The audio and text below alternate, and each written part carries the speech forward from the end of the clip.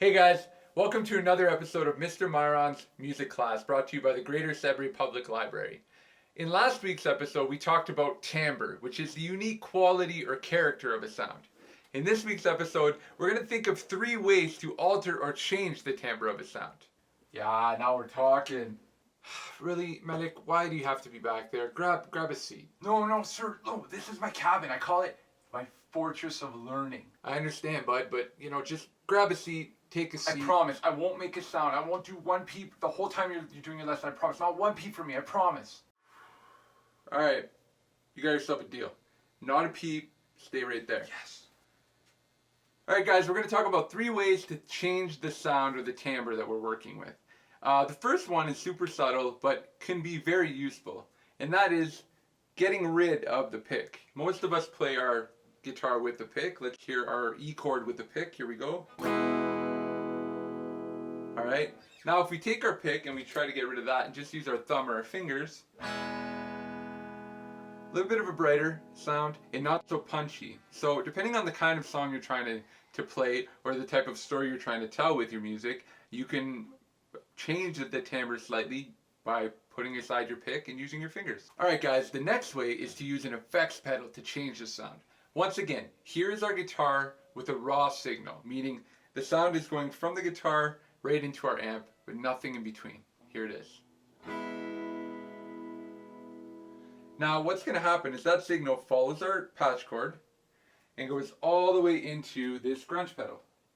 And when the grunge pedal is engaged, we can change the timbre. Here it is now with the grunge pedal.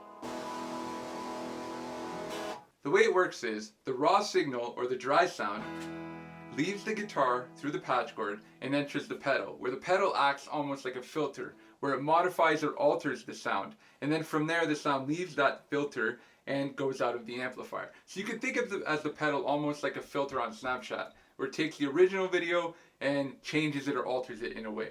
The cool thing about pedals is you can find a bunch of different ones that do a bunch of different things. Pedals work great when you're trying to change the timbre of a sound live, but when you're recording a song, you can use something called a plugin. Check out this plugin. This is an EQ. An EQ shows the entire spectrum of the sound we're hearing. All of the frequencies, from the low frequencies here to the high frequencies here. What an EQ allows us to do is cut out some frequencies that we want. For example, I'm going to cut out the low frequencies on this guitar sound. Now I'm going to raise the mid frequency and see what that sounds like. Finally, I'm going to take the highs and crank those up as well and see what kind of sounds we're getting. Now, let's take a listen to the raw timbre that we heard first and then compare it to the new one that we just created.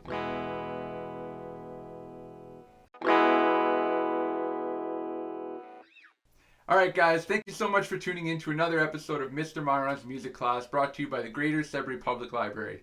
If you have any questions at all about timbre or any suggestions on other things regarding music that I can cover, leave your suggestions in the comments below and I will happily answer those or make another video for you. And as for you, Malik, thank you so much, dude. Alright guys, that's it for today. Take care, stay out of trouble, make good choices.